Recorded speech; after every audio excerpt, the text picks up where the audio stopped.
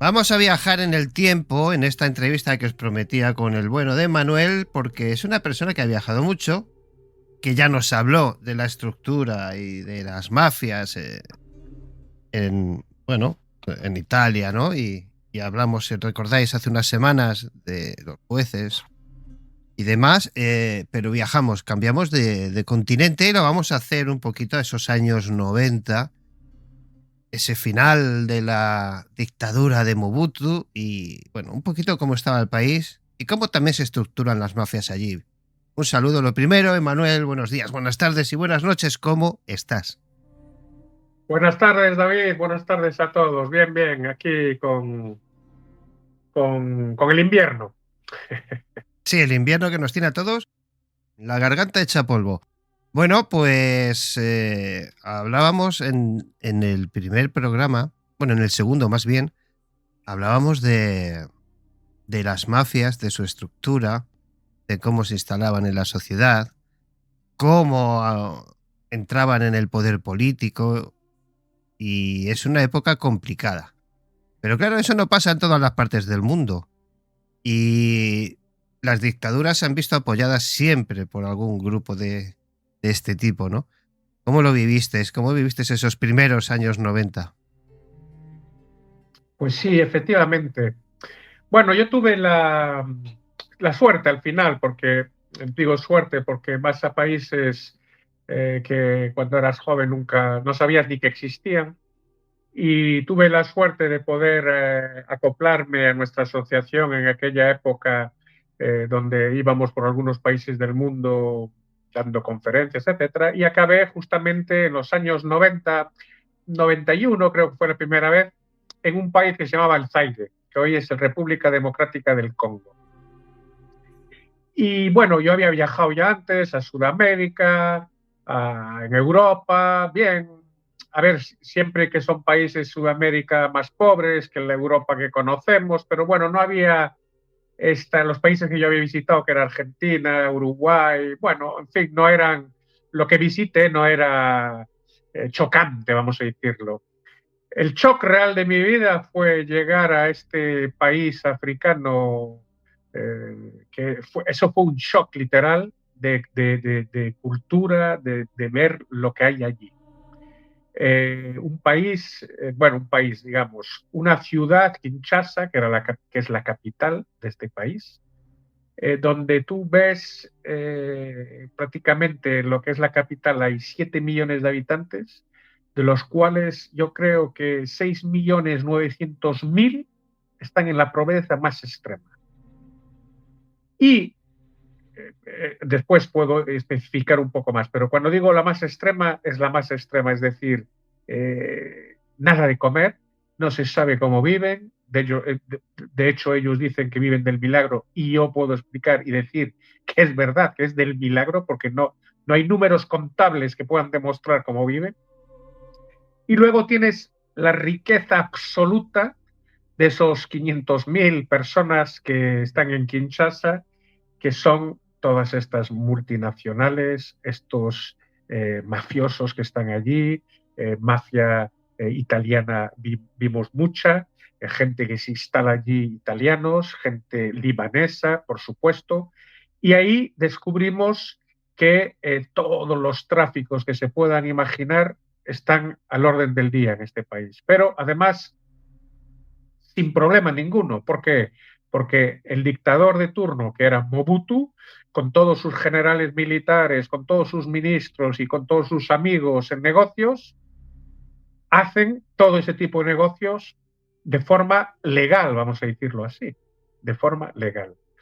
Y cuando digo negocios, ¿a qué me refiero? Pues lógicamente al expolio de todas las materias primas que hay en ese país, que son diamantes, oro, petróleo, uranio, tierras raras, coltan, al día de hoy el coltan, y era expoliado literalmente por canales mafiosos y lo increíble es que llegaban contenedores, se descubrió que llegaban contenedores de dólares a este país de Sudamérica, de donde ellos tienen, estas mafias italianas tienen ese catch que reciben por las ventas de drogas, de mil cosas, llegaban a África, en el Zaire, y ahí se compra las materias primas a través de múltiples compradores pequeños que hay por todo el territorio, pero a un precio, doy un ejemplo, si el oro en aquella época, doy un ejemplo, no me acuerdo, pero valía 10.000 euros el kilo, pues allí llegaban a pagarlo pues 12.000, 15.000 euros el kilo de oro bruto, ni siquiera tratado, es decir, artesano. ¿Por qué? Porque es que el dinero era la forma de blanquearlo. Con los permisos que Mobutu, que los ministros de las minerías, etcétera, les daban a estas sociedades, a estos mafiosos, sea italianos, sea de otras mafias como las libanesas, que son otro tipo de mafias, tenían la disponibilidad de sacar ese oro de forma totalmente legal, por lo tanto, dinero blanqueado. Esto era un ejemplo, ¿no? Claro, hablamos de Francia también, ¿no? Que Francia mantiene Sí. allí a todo dictador habido y por haber. De hecho, mantiene, derroca, vuelve a poner Bueno, el uranio. sí, en el caso del Zaire, Mobutu era un hombre sostenido. No hay que recordarse que Mobutu era un general militar que fue formado por la CIA en la época de la guerra contra el comunismo, porque los americanos, la CIA, estaba por todos los países del mundo derrotando a los presidentes electos, que allí era Patrice Lumumba, que había sido elegido como presidente, un señor nacionalista, realmente un hombre que amaba a su pueblo, etcétera. La CIA apoya a Mobutu, lo forman, golpe de Estado, pues era un amigo, Mobutu era amigo de Patrice Lumumba, golpe de Estado, lo asesinan a Patrice Lumumba, el propio Mobutu asesina a Patrice Lumumba y sus dos compañeros, y se hace con el poder. Y hasta que murió, hasta que, digamos, se cansaron de él, vamos a decirlo así, porque llega un momento en que hay que poner otro dictador de turno que sea mejor, porque al final el dictador después de los años se hace fuerte y empieza a ser un poco arrogante, vamos a decirlo así. Hasta esa época fue sostenido por prácticamente todos los países, la Bélgica, Francia, Estados Unidos, todos. ¿Por qué? Porque al final todo el mundo está robando, absolutamente robando todo de ese país. Es decir, el pueblo no recibe $1 de las materias primas que hay en África. No recibe $1. Solo reciben dólares el presidente, los ministros, los militares, porque hay que mantenerlos el rango alto, que estén ahí bien, y los hombres de negocio. El pueblo no ve ni un céntimo. Y aún hoy en día es así. Cuando compramos todo, cuando nos hablan del coltan, tenemos que saber que al final estamos comprando una materia que es una materia explotada y por esclavos, por niños, por esclavos, que detrás están las mafias. Una vez más, las mafias. Sí, bueno, y luego esa estructura ya sabemos, ¿no? Porque China es el principal benefactor de ese coltán, pero al final da igual de dónde venga y cómo venga mientras venga, ¿no? Exactamente, si al final está claro que quien lo compra, quien consigue coger el coltan en el Zaire, en Ruanda, Zaire, porque hay una guerra sin parar entre Ruanda y Zaire, lógicamente, porque no quieren dejar que se organice absolutamente nada en esos países, no quieren. Si bien hoy tuvimos la noticia de que Trump se reunió con el presidente de Ruanda y el presidente Tshisekedi del Zaire, de la República Democrática del Congo, para firmar un tratado de paz, porque al final quiere él llevarse todo ahora. Ya no quiere repartir con nadie más, entonces está intentando hacer de mediador de la paz para que pueda tal. Pero bueno, llevan toda la vida en guerra. Es un país que cuando los belgas, fue un país colonizado por los belgas, cuando Patrice Lumumba fue elegido presidente, entregaron un país colonizado, pero con ciertas estructuras, raíl, tren, aeropuerto, carreteras que unían un poco todo el país. en cuanto Patrice Lumumba quiere trabajar realmente para el pueblo, Mobutu, con la ayuda de la CIA, lo repito, y con la ayuda de todos los países del mundo y la ONU, que no denunciaron este asesinato cuando era un presidente elegido, es decir, fue abandonado y apoyado literalmente, lo primero que hace el señor Mobutu es destruir todas las infraestructuras que tiene el país, pero las destruye adrede, aposta. Y me vais a decir, ¿pero por qué? ¿Qué sentido tiene? Pues para imaginarnos hasta qué punto la locura de este hombre, para que también se enriquezcan otros, destruye, por ejemplo, todas las infraestructuras ferroviarias y de carretera, para que toda la cultura, es decir, la agricultura que había en el interior del país, bananas, ananás, el lago Tanganica, que hay pescado, no pudiera llegar a la gran ciudad de Kinshasa. Entonces todo se pudre en el interior del país, y en Kinshasa la gente está obligada de comprar verdura, fruta, arroz, lo que haya, importado por estas mafias y por el propio Mobutu con sus amigos. Y así Joder, está ese país. es Pero esto es que la imagen del África, ¿eh? sí, bueno, Al esto final, es cuando sale uno entra el otro, quitas un clavo y pones exactamente. otro. Tú vas en los años 90 y es cuando se produce un poquito todo, bueno, las dos famosas guerras mundiales de África que se llamaron, ¿no?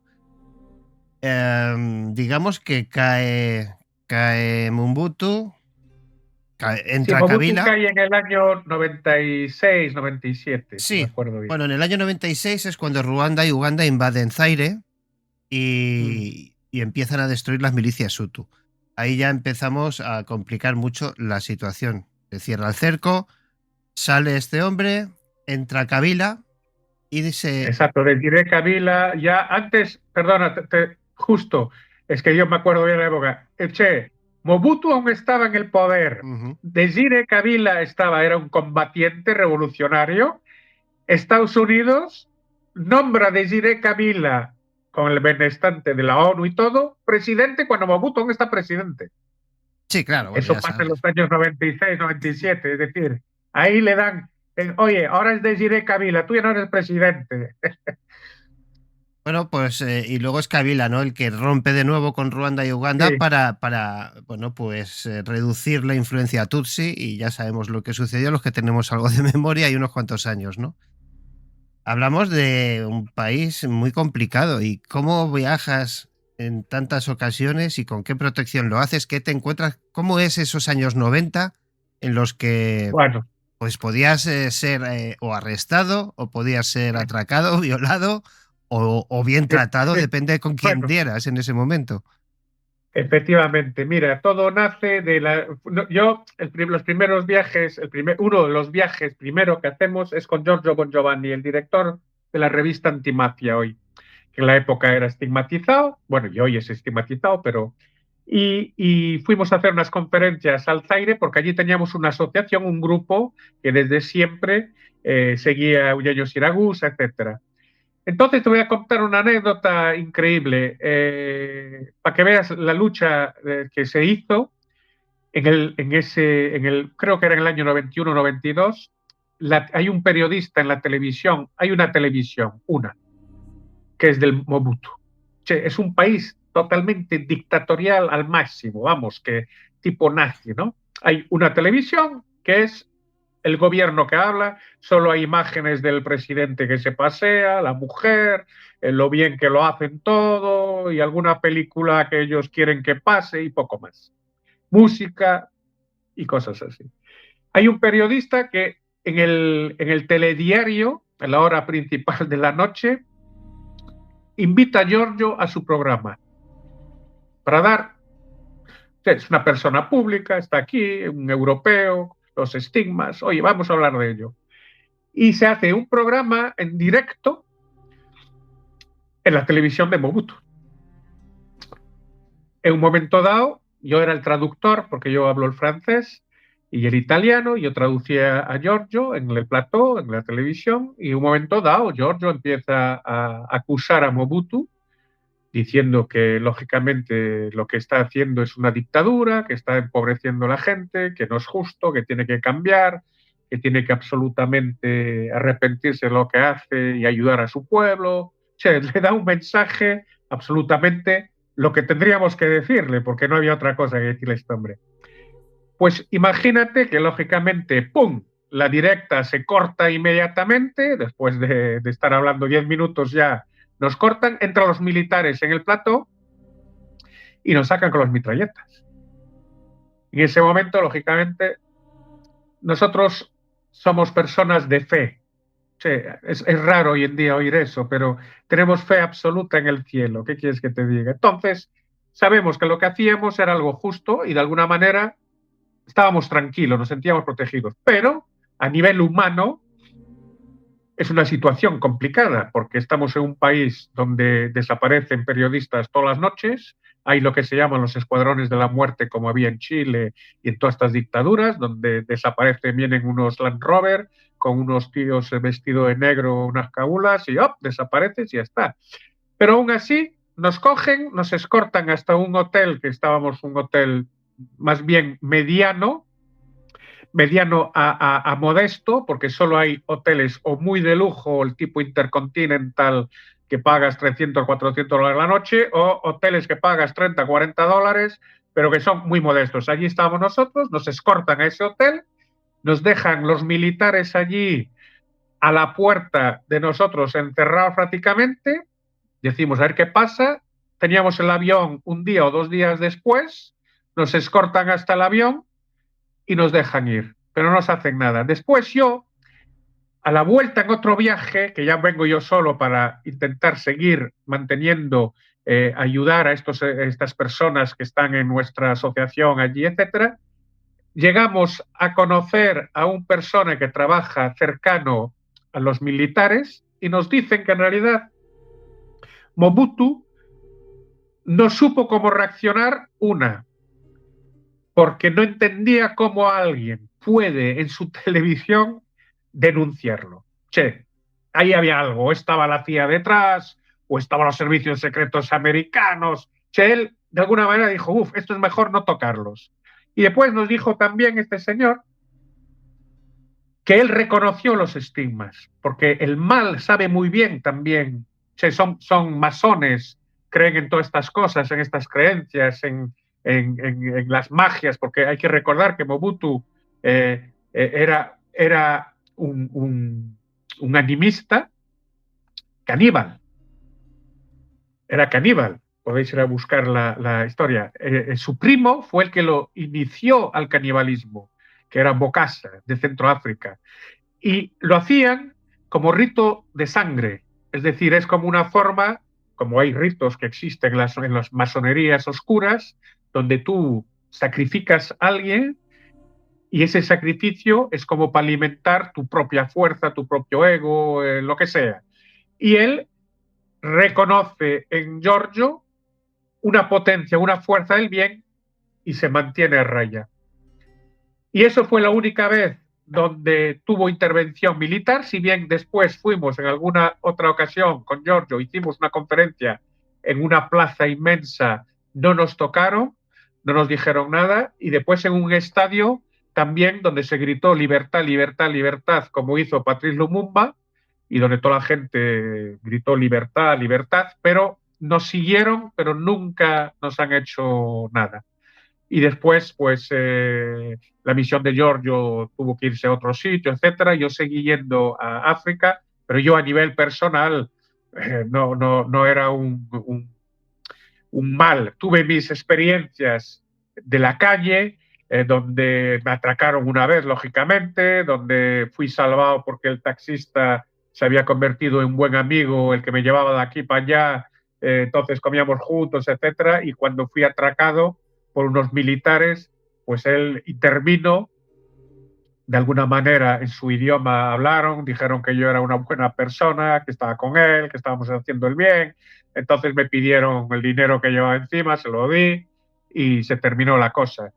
Pero es verdad que era un país terrible, terrible. Allí quien puede lograr hacer negocios, os aseguro que es solo las personas que son lobos.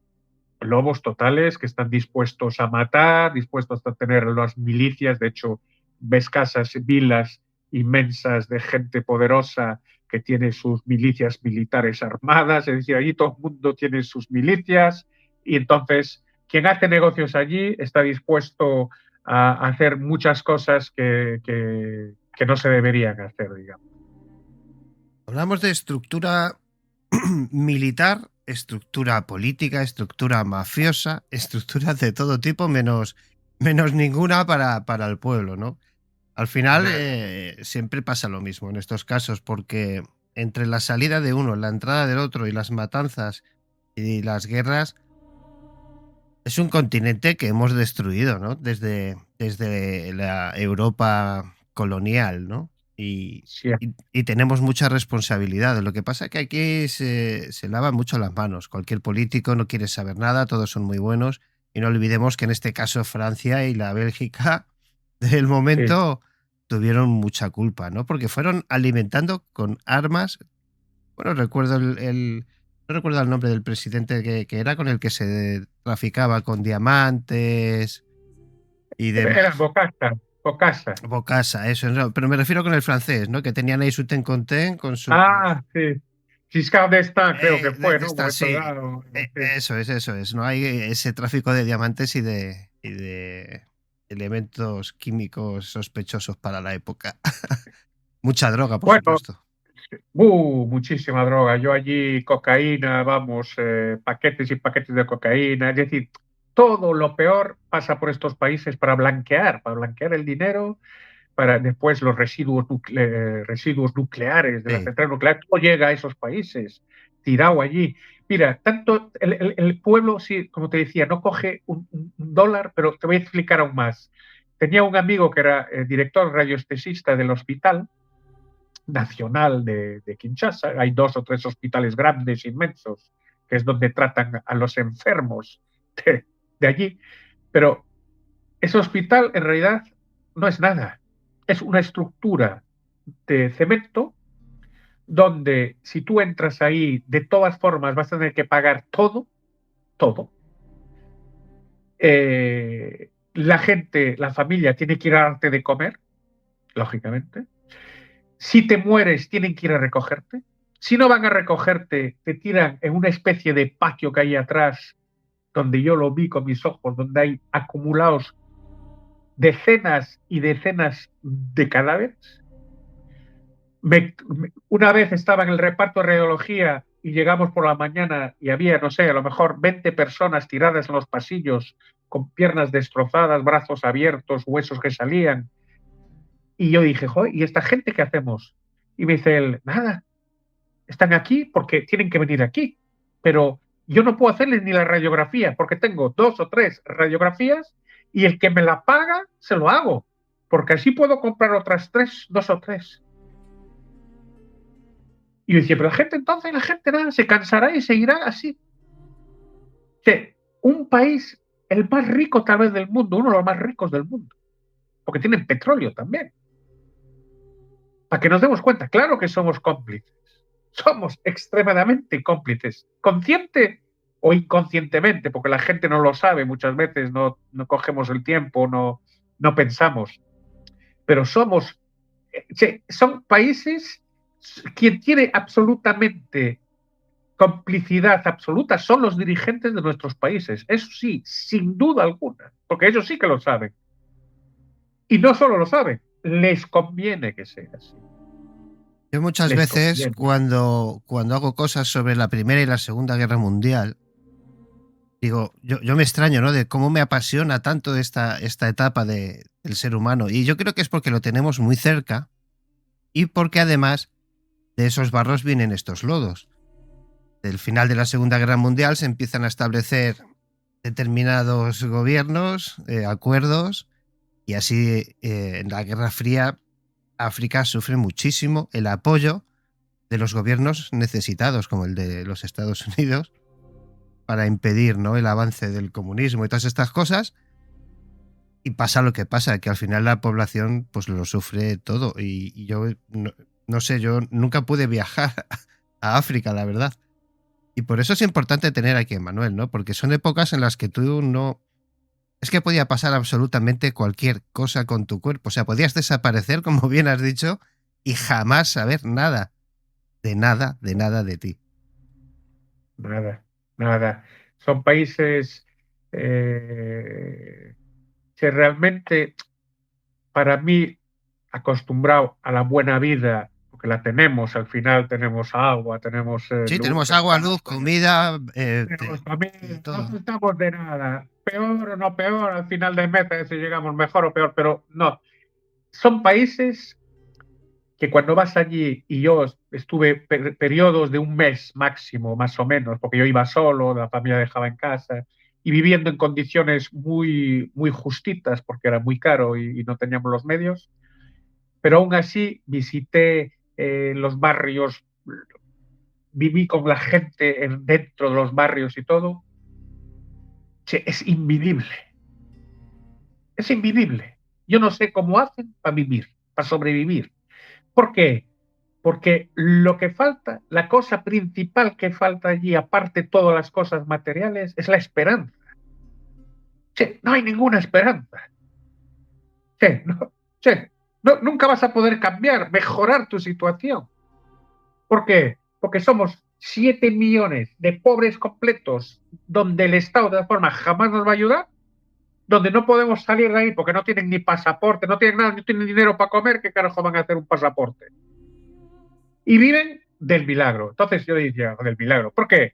Porque yo me sentaba con gente que vivía en una cabaña, una chabola con suelo de tierra, con 4 hijos o 3 hijos o 5, lo que sea, con una tartera y duermen en el suelo, y esa cabaña de hojalata, claro, alquilada por gente que tiene un poquito más que ellos y tal, y la alquilaban $200 al mes. $200, no $1. Y yo decía, vale, ¿y de dónde sacáis los $200 si no trabaja nadie? Y dice, no sé. Y decía, a ver, vamos a coger un boli, coño. ¿De dónde sacáis eso? Oh, no sabían explicar, pero tenían que pagar, y al final además pagaban esos $200. Me decían, no sé, vamos por la calle, encontramos al amigo de un amigo que nos da esto, y después un servicio aquí, y me encuentro esto y vendo esto. Es decir, del milagro, porque no tienen nómina. Claro, no tienen nada.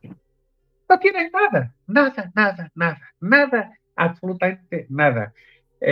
No hay desagües. Cuando llueve, sube el agua hasta la altura de las rodillas, que es porquería absoluta. Yo cuando aterrizaba en el aeropuerto, después de, estaba allí 2 meses fuera o 3, volví allí y se me torcía la cara del olor que hay, de la vibración.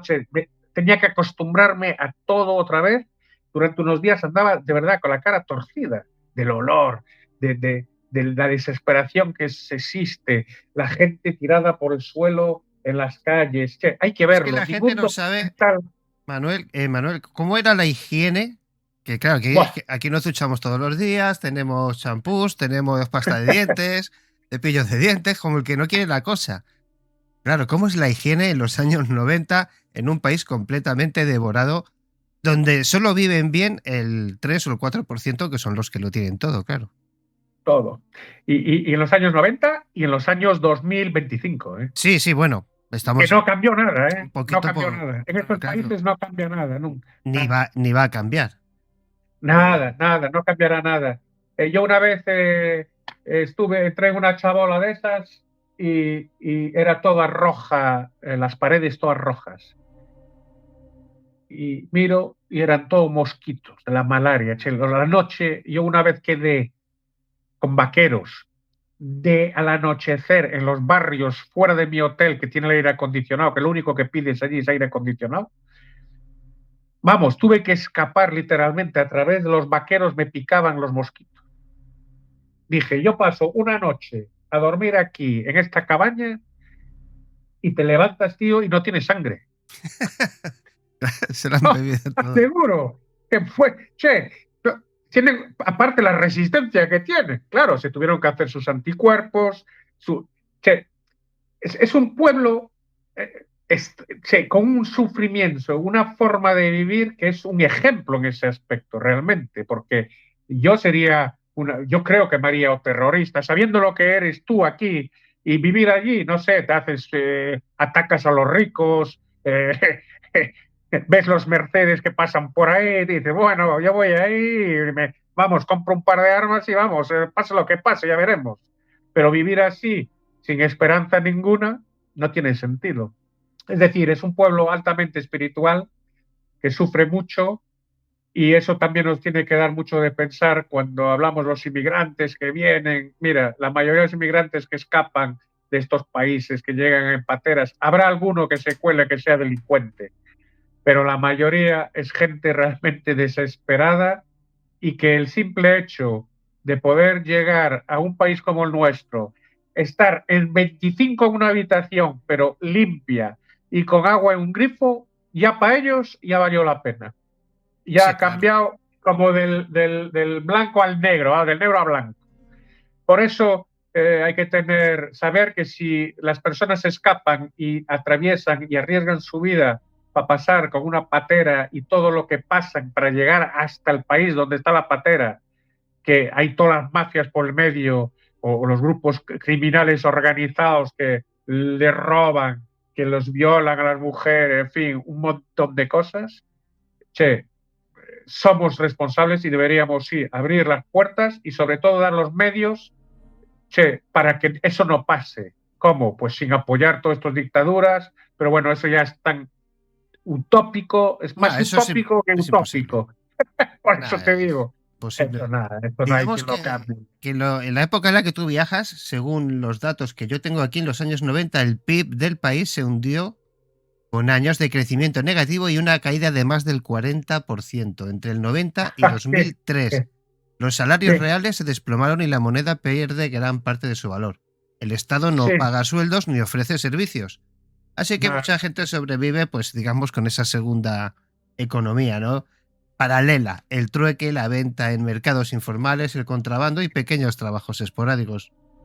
sí, Hablamos de... mira, sí, mira, cuando yo llegué, claro, éramos una buena expedición el primer viaje. Entonces fui a cambiar $1.000 al mercado. Y entonces, claro, voy allí con $1.000 porque se cambia en el mercado, porque en los bancos te pillan ya el 40% de tasas, te hacen un cambio de tal, vamos, de los 1.000 te quedan 200. Entonces se hace en el mercado negro, en el mercado de las plazas. Y allí son mujeres que tal. Entonces, claro, yo llego con los $1.000 y me miran, ya era una suma muy grande, porque éramos casi una expedición de 10 la primera vez, no sabía, tal. Y me dicen, ¿pero tienes sacos? Y digo yo, ¿para qué? ¿Cómo sacos? Claro, la primera vez que vaya. Y me enseña, vamos, los paquetes de dinero que eran $1.000. Tuve que ir a comprar sacos de deporte para meter, no sé, yo creo que teníamos 10 sacos de deporte llenos de billetes, pero no son billetes, y son fajos, porque la moneda, pues allí en aquella época, yo creo que cada billete eran 1.000.000 de francos zaireses o 1.500.000, 2 millones, no me acuerdo, pero había muchos números, todos viejos, asquerosos, claro. Y entonces te contaban los fajos, por cada $100 eran 20 fajos o 30 fajos. Y yo, claro, decía, pero dentro del fajo hay todos los billetes, ¿cómo vas a contar eso? La primera vez que vas, sí. Dice la señora, no, no, tranquilo, que yo ya los peso. Ella la cogía en la mano y si yo los peso ya sé si faltan billetes. Entonces, claro, así funcionaba la historia. Ese es el primer viaje. El segundo viaje, si ya cambiabas $100, ya eran los mismos sacos. Y el tercer viaje, una devaluación, hicieron billetes de 10.000 y de 100 millones de francos zaireses.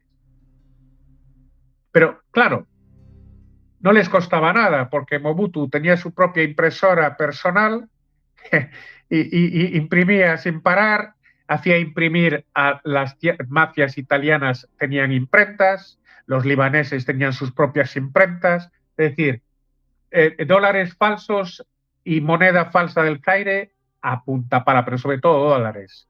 De hecho, yo llegó un momento en que llevé cuando salieron estos famosos rotuladores que pintas el billete y te hace, si es falso, no te lo marca o te lo marca, yo descubrí estos rotuladores en el Salón de las Invenciones de Ginebra y había comprado unos 100, 200 para que esta gente que estaba allí pudiera venderlos y hacer un poquito de negocio para poder sobrevivir, ¿no? Y cogimos y empezamos a hacer test en los billetes, vamos, que no había casi ni un billete verdadero, eran todos falsos, billetes de $100 falsos. A punta pala entraban por allí, a punta pala. Tú llegaste en aquella época antes de viajar, claro, yo me imagino que, oye, a ver qué nos vamos a encontrar, ¿no? Llegaste Nada, a... yo ni pensaba lo que iba a encontrar. Yo iba como un joven, tenía 28 años, allí vamos, yo que sé, vamos a ver lo que es, ni idea. Pues por eso hablamos de milicias locales, el Maimai, hablamos de la Coluna o Ibu en los 90, de las redes Sí, militares y los rebeldes, que sí, son, bueno, las FAD, ¿no? El ejército de Mobutu, luego estaba el AFDL, que era el de Kabila, el RCD, el MLC. sí, todo, O todo sea, milicia. era... Bueno, pues entonces llegan un poquito esos tiempos un poco más modernos, pero en toda esa revolución, ¿cómo os libráis, ¿no? De no entrar en contacto directo con las propias mafias, ¿no? Porque cuando vas con ese diálogo, al final ya saben quién eres y quién viaja con quién y qué hace qué. ¿Y no os llegaron a Sí, apretar las tuercas allí? no, no, para nada, qué va. Mira, las mafias allí están, primero no tienes acceso a ellas porque estamos hablando de gente muy potente que tiene sus vilas, sus chalés, sus antenas parabólicas para tener contacto directo con Europa. Eh, no llegas a tener contacto y después no sabes quiénes son realmente. Solo sabemos que allí, lógicamente, como en toda África, como en toda Sudamérica, como todos estos países, se instalan y con el dinero que tienen, pues hacen amigos de todos los dictadores, de todos los ministros, vamos, millones. Mira, la última gran entrevista que hicimos fue en Uruguay, donde un ministro pues recibió un montón, millones de dólares para dejar pasar cocaína por Uruguay. Hoy Uruguay y Argentina y Paraguay, sobre todo Uruguay y Paraguay, países totalmente corruptos por estas mafias que pagan y que al final pues ceden. La gente cede porque al final el mensaje es claro, mira, te conviene ceder, vas a tener una vida que nunca te has soñado en tu vida, vas a tener dinero que en tu vida te has soñado, me haces unos cuantos papeles, firmas aquí, firmas allá, dejas y cierras los ojos, o, o ya sabes lo que va a pasar. Y entonces al final es muy complicado de que no logren su objetivo, que es corrompir. Es casi imposible no dejarse corrompir. A veces ni siquiera ya es por el dinero, ya el dinero ayuda, pero es porque, porque entiendes que el mensaje es, si no nos dejas hacer lo que queremos, la vas a palmar. Y tú o tu familia, que a lo mejor es peor aún, tu familia que tú mismo, que entonces es muy complicado luchar contra eso y ellos están presentes en todos los países estos, los tienen comprados absolutamente todos. Bueno, es que estamos hablando de una estructura jerárquica y encima Uf, externalizada, sino quizás ya rozando la simbiosis, ¿no? Porque yo creo que son grupos armados que no solo dan protección, extorsionan a mineros artesanales para hacer aquellos trabajos tan ingratos, trafican coltán, cobre, oro, diamantes y todo por armas, al final para mantener esa guerra abierta, ¿no? esto, sí, sí. Cuando hablamos de las guerrillas, sí, estas no son mafias, son guerrillas. Y te voy a decir una cosa, no necesitan ni extorsionar prácticamente. Hay extorsión a veces, pero tampoco no necesitan mucho. La gente está tan desesperada que el simple hecho de trabajar en una mina, que te den de comer un tazoncito de arroz, pues lo haces. Es así, ahí tienen esperanza. A lo mejor encuentro un buen filón. Los hay incluso independientes, teóricamente, ¿no? Mineros independientes que excavan, que buscan su oro en la zona. ¿Qué pasa? Que al final, pues lo tienen y no pueden ni moverse en la zona. ¿A quién se lo van a vender? pues al guerrillero de turno, al comprador de turno, que le va a pagar lo que quiere, y al final este pobre persona, estos niños, venden a un precio de porquería, y ¿sabes dónde lo gastan al final? Pues en alcohol, en comida y en mujeres que estos mismos grupos guerrilleros llevan ahí, están ganando por todas las partes. Por todas las partes. Es decir, es un círculo cerrado, vicioso, totalmente estructurado de tal manera que no hay salida, no hay esperanza, no, es vivir, es sobrevivir. Vamos a sobrevivir, vamos a sobrevivir. Aparte, eso sí, lógicamente los guerrilleros que entran en los pueblos, que violan a las mujeres, que hacen esclavos, que eso también lo hay, pero quiero decir, eh, es dantesco, es infernal. Che, hay que verlo y sentirlo en su piel para dar toda la importancia que este problema tiene en el mundo. Porque al final yo veía, como todos, vi documentales, la pobreza, antes de haber ido a África, pues sí, y eres sensible, hombre, sientes que está mal, pero vivirlo, verlo, es algo fuera de serie, es algo... Estaba viendo una documentación de la ONU que habla sobre el... Bueno, tiene aquí un... de abril de 2001, detallando cómo soldados del FAD, el ejército de Mobutu, el AFDL, el de Kabila, el RCD y el MLC, que son Sí, de pro-Uganda y Ruanda, junto a sí, comandos ruandeses ugandeses, vacían stocks de coltán, oro, diamantes y madera en zonas conquistadas, Ibus y sí. Kasai, transfiriéndolos a Burundi, Ruanda y Uganda vía vuelos militares o Sí, contrabandistas libaneses. sí, los libaneses están muy presentes allí, muy, muy presentes. Mira, había una familia que era famosa, que se llamaba los Kanabi, creo que era. Sí, no me acuerdo el nombre exacto, pero ellos tenían un avión privado en el aeropuerto, lógicamente muy amigo de Mobutu en aquella época, en Seseko, y sacaban aproximadamente 200 a 300 kilos semanales de oro. Madre mía.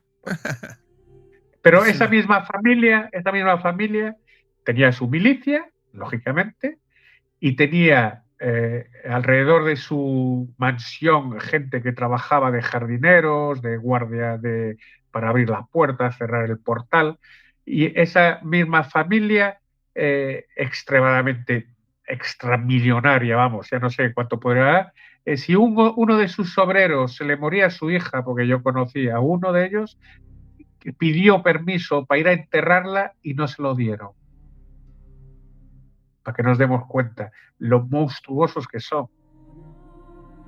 Sí, es gente sin corazón, sin corazón. Aquí es que está metido todo Dios, la verdad. Sí, sí, es un país extremadamente rico y ahí hay de todo, de todo, de todo, A de ver, todo. más datos. Paneles de la ONU nombran clanes libaneses como Hamad, Nosur, Agnafer, comprando diamantes por 150 millones. Ajá, En 2001, vía Kinshasa y Brazzaville ligados a la falsificación, lavado, Hezbollah, zimbabuenses, minando en secreto con ucranianos, joder, como Leonid Minin, todos facilitados por militares que proveían protección por porcentajes de producción. Bueno, esto es un poco lo que está pasando en Venezuela, quiero decir, los militares son los que protegen a los terroristas, narcotraficantes, todas estas cuestiones, ¿no? ¿qué pasa? Que África, que el Zaire es un país tan rico. Mira, para darnos cuenta, solo un territorio tan grande como España, que es el Bukavu, tan grande como toda España, está llena de oro. Llena. Entonces es un país donde nunca habrá paz, donde todos los países occidentales generan caos, financian guerrillas por detrás, sea la CIA, sea servicios secretos israelitas, sea el Hezbollah, sea sea, todos para sacar tajada de ese país. Y quien paga es el pueblo. Es que Si os fijáis, amigos, ahora con el asunto de la inteligencia artificial tenemos acceso a una documentación en tiempo real brutal. Es que Sí. estoy sacando una información sobre empresas mineras y joint ventures principales que son una locura. Sobre firmas canadienses con acuerdos con la FDL de Kabila, Oryx Natural Resources, propiedad de Sanjivan Asamfari.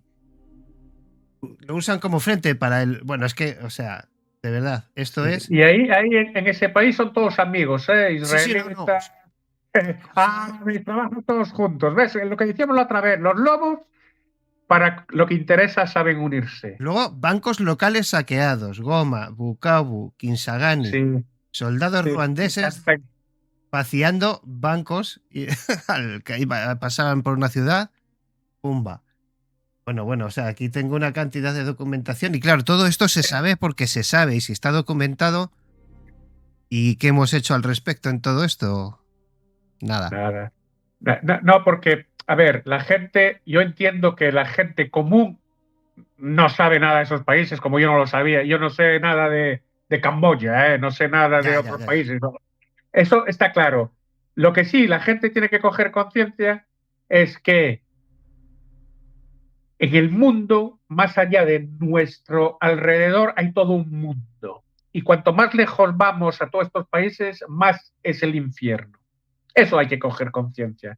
Y que, de alguna manera, somos también responsables. Cada vez que compramos un móvil tenemos que pensar que ahí murió mucha gente por ese móvil. No quiere decir que no lo compremos, porque lo necesitamos, pero a lo mejor nos hacemos más conscientes y al menos decimos, oye, yo compro este móvil, pero sé que detrás de esto hay miles o decenas de muertos detrás de este móvil, solo de este móvil, Sí, ¿no? Y o de este además, ordenador. fíjate, acuérdate cuando empezamos con el asunto del SIDA y luego ha sido el... Ay, ¿cómo se llama? El virus este tan heavy. El ébola. El ébola. Todo el mundo pensaba que se hacían prácticas en África. Sí que es cierto que a África llega medicamento caducado de todo el mundo, pero no es necesariamente un campo de experimentación, sino lo que es que no tienen con qué enfrentarse a nada de todas estas cosas, ¿no? Aparte No, de no, la cultura claro. mágica todavía que reina por allí. Sí, no, y acabas de decir algo, mira, acabas de dar un ejemplo. Las farmacias son casi todas libanesas. Libanesas, ¿eh? Tú vas a comprar una aspirina, pero no es una aspirina. Es una máquina que te comprime harina, agua y azúcar. Y venden como aspirina. Las pastillas contra la malaria no son pastillas contra la malaria. Es agua, azúcar, harina y un colorante. Che, no hay corazón. En esas tierras están monstruos, hay monstruos. Sinceramente, David. Gente que no le importa absolutamente nada matar con total de enriquecerse. Sí, como el tratamiento, ¿no? Contra el SIDA que se trafica con medicamentos Nada. falsos. Y cuando hubo lo de Chernóbil, toda la carne que estaba prohibida en Europa se tritura, se sacan unos sellos a derecha e izquierda y acaba en África. Para que la compren ellos. No porque son africanos, porque es un país donde pueden entrar fácilmente, hay corrupción, Vertedero sellos del por mundo, ¿no? aquí. El vertedero del mundo. El vertedero del mundo para toda la basura y la mina de oro para todo lo que es la riqueza.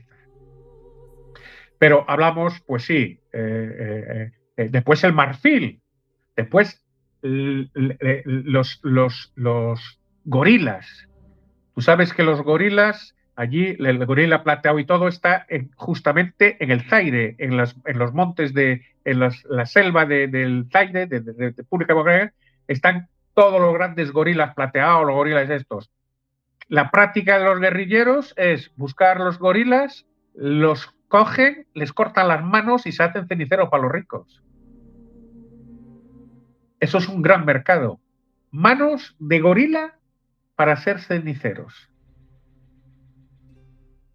Todo, lo peor de lo peor de lo peor, lo tienes allí, vamos, sin escrúpulos. Es que hay que Sin duda acabar con la alguna. imagen esa de que África es el continente donde la naturaleza brilla y crece y hay animalicos por allí y vamos Sí, a hacer claro, fotos y vamos a dar... claro. esa imagen hay que acabar con ella porque no es real, amigos, es una fachada. Eso, claro, hombre, no. Lógico. Tú vas, yo quedé sorprendido. En el Zaire, en Kinshasa, tenías los tour operadores en aquella época que llegaban al Hotel Intercontinental, había gente de dinero, lógicamente, que viven. El Hotel Intercontinental es un hotel en medio de la pobreza absoluta, vamos, que no puedes ni salir ahí porque hay el desastre más absoluto. Pero hay turistas que van allí, pagan, después cogen un avión privado que los lleva a la zona de las reservas naturales, a cazar, a ver, a hacer fotos y vuelven a Europa y dicen, el Zaire es una maravilla, qué belleza de país. Hombre, claro, pero esa gente no hizo turismo, sí, hizo turismo donde, che, a ver, yo no voy a criticar a nadie, pero en fin, no tiene pies y cabeza lo que hacemos, hay que informarse, pero una vez más digo, la gente, claro que tiene que informarse, pero la verdad que la gente tiene que informarse en eso y en mil cosas más, porque hay que informarse sobre lo que está sucediendo en Europa, sobre qué está detrás de esta guerra Ucrania-Rusia, lo que está preparando Alemania, lo que prepara la Comunidad Europea, el servicio militar obligatorio, nuestros jóvenes y niños van a ir a la guerra de nuevo, hay que formarse porque vamos a atacar Rusia, Rusia nos quiere atacar, tantas cosas que tampoco no se estudia, no se va a fondo porque la gente está en su mundo. Bueno, este debate, si quieres, nos damos 10 o 12 minutitos ya un poco de reflexión, porque yo luego lo que haré será leer a ver, que me lo voy a preparar, me prepararé un pequeño Sí, guión donde voy a ir con toda la dureza de la época, ¿no? Donde voy a dar datos, sí, muertes y demás, ¿vale? Porque wow. tampoco es plan de que nos bañemos en sangre aquí entre tú y yo, pero sí que es cierto que los que ya tenemos una edad y escuchábamos las noticias, porque yo crecí con aquel Irán, Irak, yo escuchaba a mi padre, ¿no? Cuando a mediodía comíamos y en las noticias siempre estaban, siempre había guerra allí, ¿no? Esto es como las inundaciones de Valencia, ¿no? Que casi todos los veranos se inundaba Valencia y uno no sabía por qué. Y no, parece que no ha cambiado nada, ¿no? Que seguimos avanzando en una estructura política en la que esquilmamos recursos de nuestro planeta y no somos capaces de administrar nada y de... Bueno, yo creo que eso va un poco en la ambición humana, ¿no? A lo largo de la historia, el poder no solo conlleva poder, sino riqueza. Y ese es el problema, ¿no? ¿Cómo lo ves, Emanuel? Viviste unos Sí, años pues, interesantes donde intentas llevar la palabra, creencia, el amor por el prójimo y todas estas cuestiones. Y cuando llegas allí y te das cuenta de que no puedes hacer nada, ¿cómo te sientes? sí, bueno, nada no, poco. Che, el mundo no lo podemos cambiar, pero aportamos nuestro granito de arena. Hoy en día tenemos una asociación que ha crecido, que se llama FUNIMA International. Ahora estamos en Gaza también, habría que hacer, y estamos ayudando en Gaza también, ayudamos en Sudamérica. En África es más difícil, porque es mucho más caro todo. Che, solo un viaje allí son 2.000, $3.000. Che, todo está completamente desfasado, está hecho para la gente que quiere hacer negocios, en dos palabras. Entonces no pudimos seguir la ayuda, enviamos a veces poco dinero a algunos integrantes que aún conocemos, que están allí, porque algo hacemos. Pero está claro que lo que se hizo, se hizo. Si tú te fijas en todos los misionarios que hubo en la época, como Padre Zanotelli, que vivía en los vertederos de Nigeria, eh, to, che, tú aportas lo que puedes a un cierto número de gente, pero está claro que cambiar la situación no la podemos cambiar ninguno, solo la pueden cambiar. O si el pueblo se une y luchamos todos juntos contra estas cosas, sea cual sea, bajando en la calle, uniéndonos todos, o esto irá de peor en peor, porque si se escuchan las noticias y a lo mejor alguien me dirá, va, eres un pesimista. Es que yo leo y escucho y veo y repetimos siempre los mismos errores. Y ahora estamos repitiendo un grave error que es volverse a querer armar y atacar a Rusia, porque queremos atacar Rusia. Europa quiere atacar Rusia. Dice que ella nos va a atacar, pero se habla. No lo creo, sinceramente. Si tú escuchas y en Italia están haciendo la promoción a las guerras en las plazas públicas de Italia, están los tanques y los niños tal, y quieren ¿Y poner el servicio militar qué obligatorio. tiene En Italia Francia, que pueda aportar ahora? Nada. ¿Qué tenemos nosotros? Nada. no, pero No. los que nos dirigen tienen una economía que tienen que levantar y se levanta con la guerra, con las armas, fabricación de armas, esos famosos 800.000 millones de euros que se ha pedido para armarse, pues va para defensa, en España para quien fabrica armas, en Francia igual, en Alemania para el famoso Francia ya puso obligatorio no, antes de poner el obligatorio, a partir de ahora los jóvenes pueden inscribirse al servicio militar por, por un salario, creo, de 800 euros. Todo ese dinero va para eso, pero es toda una cultura, si te fijas, de armas, de guerra. Sí, eso sí, No es una pero cultura de paz, de intentar llegar a un acuerdo, calmar las cosas. Estamos en un momento donde todo va hacia repetir una historia del pasado que es hablar de guerra, guerra. Y que si en Venezuela que los narcos vamos a atacar y a llevar a los militares, que si Rusia, bueno, hay 35 guerras en curso, ¿eh? sí, sí, siempre hubo Siempre hubo guerras. guerras, pero tenemos una en Europa gorda y que no acaba y estamos armándonos con la idea de que Rusia es nuestra enemiga, se dice, Rusia es nuestra enemiga. Nah, Pero pero Rusia, sinceramente no Rusia se sostiene. No se sostiene hoy no, día. yo sé que tú y yo lo sabemos que no se sostiene, pero la gente no se da cuenta que estos siguen su camino, los dirigentes, Sí, siguen para arriba, pero para arriba. sí, yo muchas veces, algunos echan las manos a la cabeza cuando les digo en alguna conversación, digo, ¿no os dais cuenta que por geopolítica, por distancia, por estar aquí al lado, nosotros deberíamos de estar más de la mano de Rusia que de Estados Unidos? Y dicen, claro, se quedan así como diciendo, ala, digo, ala, no, estáis educados en el bajo el sobaco de los Estados Unidos desde la Segunda Exactamente. Guerra Mundial estamos educados en eso, ¿no? Pero realmente es así por geografía pura, ¿no? Deberíamos de tener más acceso entre nosotros, ¿no? Pues somos países que estamos ahí más o menos cerca y sin A ver, embargo...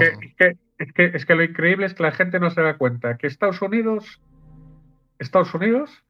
ha conseguido de que Europa compre armas a Estados Unidos Y para hacerle la gas, guerra a Rusia. y gas licuado y... Ya explicó, vamos, no, somos borregos, estoy de acuerdo contigo. Tenemos mucho que leer, mucho que aprender, pararnos un poco y para eso está tu programa, Fíjate, para intentar un poco ayudar a quien quiere también pararse un poco a estudiar las cosas. vamos a terminar con un ejemplo que yo siempre, como yo, Emanuel se va a reír porque ya me lo ha escuchado más veces. Yo siempre pongo el ejemplo del fútbol en este país. Aquí en este país da igual lo que haga quien lo haga mientras el balón entre. Da igual que prevarique, da igual que robe, da igual que estafe, da igual que engañe.